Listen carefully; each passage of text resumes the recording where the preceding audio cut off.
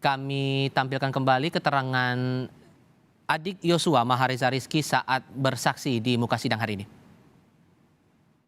Sebelum dokter itu ditarik keluar, saya tanya lagi sama dokternya, izin dok, apakah saya boleh memakaikan pakaian terakhir abang saya untuk yang terakhir kali? Oh boleh, tentu, kan kamu adik kandungnya, kamu kan sendirian di Jakarta. Ya dok, ya udah, kan kamu keluarganya satu-satunya di Jakarta.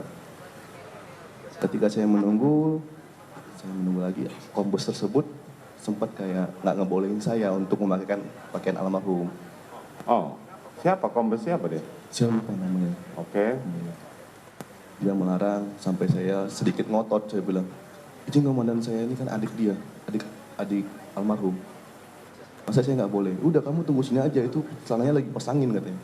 Udah kamu tunggu sini, kamu nggak usah masuk, udah tunggu sini aja dulu, kamu sabar. Saya nggak mau nggak mau ya, karena ngikutin perintah pimpinan juga, saya nunggu di luar. Sampai saat mau dikeluarkan dari ruangan otopsi untuk dimasukkan dalam peti pun, saya nggak dibolehin. Saudara boleh melihat jenazah pada waktu di ruang otopsi itu? Saya tidak diperboleh masuk. Oh, tidak berbolehkan masuk. Pada saat sebelum dimasukkan ke dalam peti, saudara sempat melihat jenazah? Tidak bisa juga kemana. Tidak bisa, oke. Terus? Saya hanya bisa melihat abang saya ketika abang saya masuk dalam peti. Saat abang saya mau dipindahkan dalam peti pun saya berteriak juga. Saya bilang, izin komandan, saya bilang, saya ingin menggendong abang saya terakhir kali untuk masuk dalam peti. Boleh kan komandan? Saya ditarik sama Bapak AKBP Hendrik. Sudah dik, sudah, sabar, kita tunggu sini aja. Saya nunggu, ketika udah rapi, udah dimasuk dalam peti, sudah dipasang dengan baret, baju segala macam. Saya baru posisi almarhum udah rapi dalam peti, yang mulia, baru saya boleh melihat. Melihat almarhum atau melihat petinya? Melihat almarhum. Oh, masih boleh dibuka melihat jenazah, masih boleh? Boleh. Jadi Oke. saya lihat bentar, saya berdoa. Saat saya berdoa pun saya masih mendengar. Ada yang bilang, udah belum sih? Ada yang berkata seperti itu.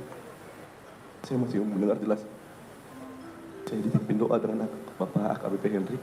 Kami selesai, langsung keluar, peti tutup. Kami langsung berangkat ke bandara.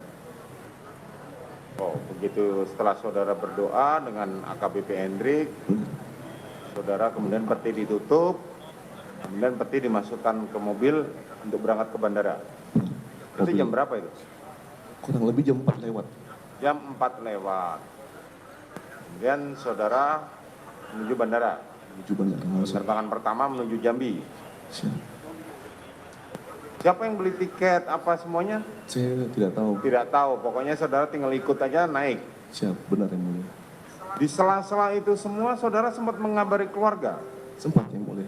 Saudara ngabarin kepada siapa? Ibu Roslin. Hah? Tante Roslin. Tante Roslin. Terus setelah Tante Roslin siapa lagi? Ada pas saat di Mabes juga saya ngabarin Kak Yuni.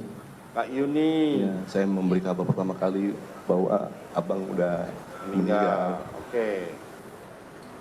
Terus apa reaksi mereka? Menangis semua. Menangis. Sempat berbincang dengan orang tuamu, ayahmu atau mamamu? Hanya ke bapak, itu pun cuma bentar. Apa dibilang ke bapak? Bapak cuma bilang, kenapa dek abang? Saya bilang aja, abang meninggal. Meninggal kenapa? Meninggal karena tembak-tembakan.